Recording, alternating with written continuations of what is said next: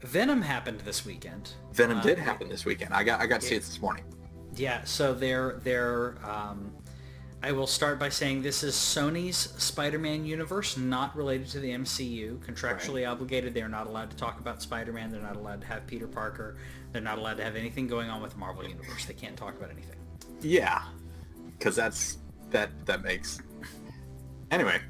Yeah, and I just want to front-load the conversation with understanding this is not Marvel. Yeah. And that this is the start of the Spider-Man universe. This is the start of the Spider-Man extended universe that does not contain Spider-Man for quite a while. Yep, and that's the thing. Sony hasn't had a great track record, especially lately, superhero-wise. I went in with fairly low expectations. I enjoyed myself, generally, as long as I was able to turn my brain off. Yeah, the action sequences are good. Oh yeah, very much so. The CGI and actually like seeing Venom, that was cool. There are quite a few things in the movie that I hated. There are quite a few things that I kind of thought were okay. So I was trying to find the list of these Spider-Man movies.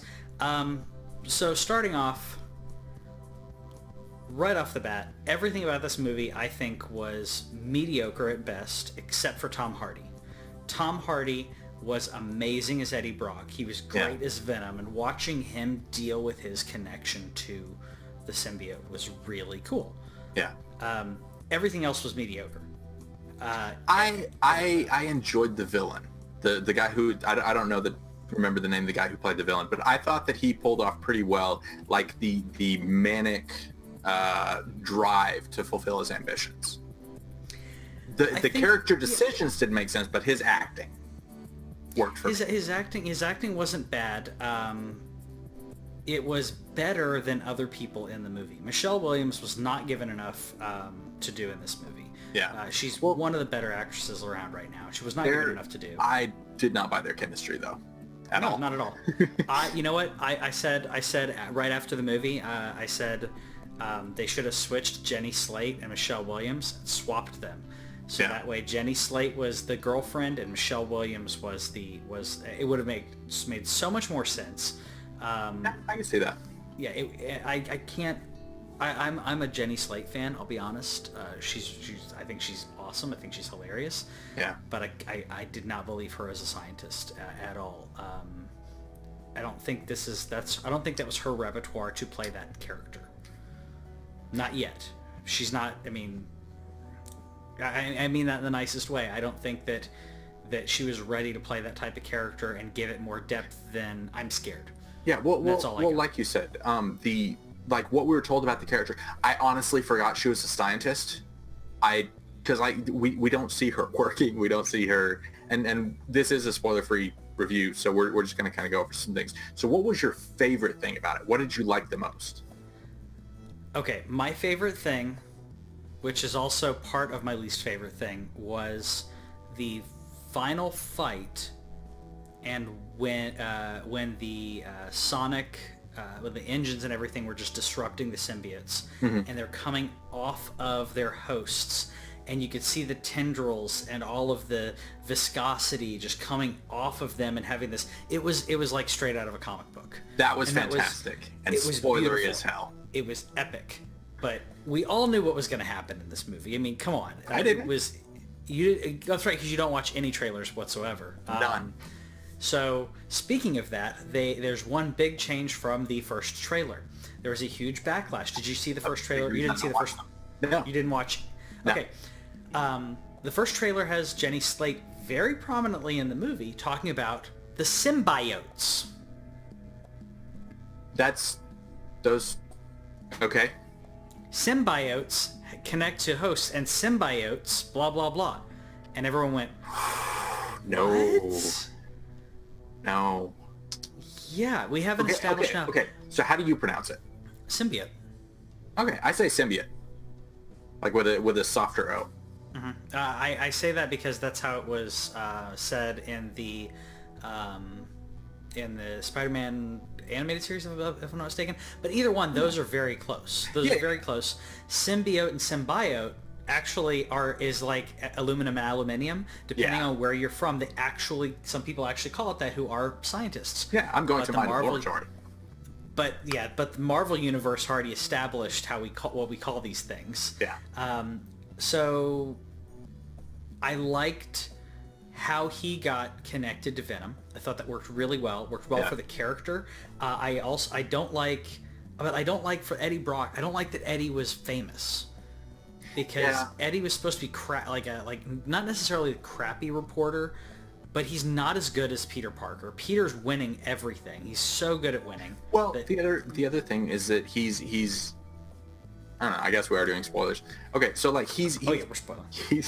He's pushing into things, but he's doing it in a way that's not clever, that's not like he's not doing anything. And then he was like, where's your source? And I was like, okay, cool. So he'll protect his source, and that's why he gets fired. And he's like, I don't have one. I'm like, okay, if you don't have a source, you're not a reporter. You're just a guy running around tabloiding. Yeah, you can't. Yeah, it's exactly what he was doing. That he should have at that moment said, I can't reveal my source, whatever, and then they should have had a conversation about like, okay, well, if you can't reveal your source, how do we know if it's valid? Blah blah blah. Yeah, because he doesn't have trust with the Yeah, that's what you do. So, I just thought that from a directing standpoint, from a pacing standpoint, was okay. Pacing standpoint for me was okay once they actually merged and Brock and Venom started interacting. After that point, it was okay, but from before then, it kind of lurched forward. Mm-hmm. I had a lot of what are we doing? Like I know the story of Venom, but if you don't know any of this, then you're watching the movie going, okay, who is this? Why do I care? What is this? This old woman's walking for like 6 months. 6 months, like right. And they talk about the symbiotes eat their host because they're not compatible. I'm like, well, Riot was apparently compatible with this old Chinese woman because she just walked like for 6 months straight through through wherever she was to get to Shanghai and then take a plane. As a little girl. So actually, they showed the little girl walking out of the airport, and they still had like non-English signs that were the same as the bathroom ones. So I don't think she made it out of Shanghai. What the heck? I didn't notice that. No, I did because I was watching for it. I was like, okay, so where did they let? She didn't go anywhere. Weird. That's really weird. So I have to watch that again. And by watch that again, I don't know when, because I'm not going to pay to see this again. I'm actually watching it again next weekend with a friend. So I will see what I can do. You watch it again. Riot. So Riot was the other symbiote in the movie. I was not familiar with Riot prior to this. So Riot is one of the symbiotes that's in Marvel, and I don't know a lot about them because the only two that really resonated with me were Venom and Carnage, and then you have these ancillary ones like Scream and others which honestly I was like, I wish that Jenny Slate had, like, because they gave obviously the whole thing's spoilers, but Jenny Slate's killed by her being symbiote being released in her, like in the room with her. Okay. Like, she'd be perfect for Scream. Like, first of all, her voice is shrill, and she knows that. Everyone knows that. But like, she would have been like manic and menacing. Like, he could have fought Scream. That would have been really cool. Instead, we have Riot, which the one of the biggest problems that I have from a movie standpoint is when you have a villain and a hero, especially comic books. This is like comic books 101. You have a villain and a hero. Any type of fight at all, you make them different colors. Yeah. And Spider-Man's red blue. Red veins on the black. No, that's not enough. We need a bit more than that. Spider-Man's red and blue. Who does he fight that's a villain that's red and blue? I can't think of one. He's busy fighting Hobgoblin and Green Goblin. He's busy fighting Mysterio. All these character colors that are completely different. Because when you watch any of the movies or read the panel, you can tell immediately what's going on. It's the same reason that they have I mean, they don't do it as much now with television. We have UFC and everything, but like they used to do it with boxers. We're like so and so in the red wearing red trunks and blue trunks, whatever. It was because if you are 150 feet back and you've got two white guys fighting, you're like, I don't know which one's which. They both have brown hair. Right. Like you can't tell which one's on the ground. That's why they did that from a bird's eye view, especially with very quick camera cuts. You need to see. Yeah. Venom and Carnage are a great example of that. It's great juxtaposition. If you'd given it something brighter for Riot, it would have been great. More purple. Based on what the moves that he pulled, I could have seen him like Glacius colors, like mostly whitish silver with like blue ice tint. That would work. I mean, you could see what he was doing, and thankfully the fight was short. Because if the fight was longer, it would have been horrible. I loved the fight. I loved a lot of Venom's fights before that because I thought they did very well with Venom. I liked him arguing with the symbiote, saying like, "No, we don't eat people. No, don't bite his head off." I liked that a lot. Yeah. I think that he should have had the conversation of what you do and do not do way earlier. But from a writing standpoint, the dialogue was mostly trash. Venom was the only one. Venom and Eddie Brock were written pretty well because Venom doesn't need that deep, understanding of everything. Like he's very primal. But I hated that he called himself a loser. Yeah. I did not understand that. Like even if he was. Yeah. He doesn't say that. No, Venom wouldn't do that. He would have been like it would have been an understanding of we are weak separate, but together we are strong. That kind of thing, because they complete each other. And I didn't get that. All I got was like, I like you. I'm gonna keep you. Like what? Why? Like he's I didn't understand that. Like, and they didn't give me a reason to understand that other than Eddie likes the power.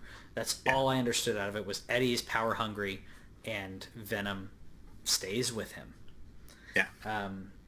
I think this is a fun action movie. A lot of people like it, but I was not a fan for when it comes to a Spider-Man movie.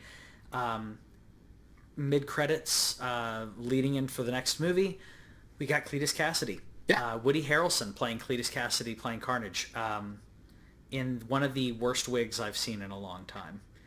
Agreed. Also, it kind of reminded me of the end of The Dark Knight Returns. Spoilers for the end of The Dark Knight Returns. Why didn't you go by your last name, Robin? He's like, there's gonna be carnage. Yeah, it's like there's gonna be carnage, and it's like, why? He didn't need that. He didn't need any of that. All you needed was the reveal. And like they could have dropped the name, and then everyone goes like, the comic fans know. People who are not comic fans immediately start Googling. You pull out your phone, you're like, who the heck is Cletus Cassidy? Yeah, type into YouTube. Yeah, so and it'll be there like 2 hours after the first showing.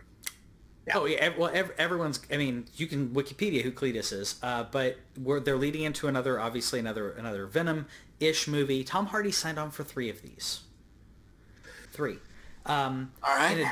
In addition to that, we have the Black Cat, Silver Sable, Morbius the Living Vampire, Kraven the Hunter, Silk, Jackpot, Nightwatch. I don't even know Those are your Jackpot. movies. I know very little about Jackpot, but you've got all of these movies. These are the Sony Spider-Verse movies to show who Spider-Man is. You notice that only one of those is a Sinister Six. Yeah. Which it really surprises me. All of this surprises me. You're going to do a whole series of movies, and they don't get Spider-Man back for at least... It's going to be at least 4 or 5 years before you get a movie with Spider-Man in it. Yeah. Because Tom Holland has Far From Home in the next Avengers movie, and then he's done. Yeah. He's done with Spider-Man unless he renegotiates his contract that Sony hasn't renegotiated. Sony has to renegotiate theirs first. Yeah. So I think Sony's going to say, no, we want Spider-Man back, and they're they're going to strong arm it, which is horrible because Sony Spider-Man sucks, and Marvel Spider-Man is really good. Mm-hmm. So that's what we think about Venom. Let us know in the comments what you thought about Venom, if you got to see it, and if you were as disappointed as we were. If you're not a Spider-Man fan, let us know what you thought about it from a non-fanboy point of view, because yeah, we're both Spider-Man fanboys. Yeah. Later. Thanks for watching This Week in Our Collective Heads. Subscribe over here and click the bell, and that way you'll know about any new videos that we put up, because we put up a lot of gameplay, a lot of stories from games and stuff like that, and gameplay is down here. Yeah, and you got more editorials and news stuff down here. Check it out.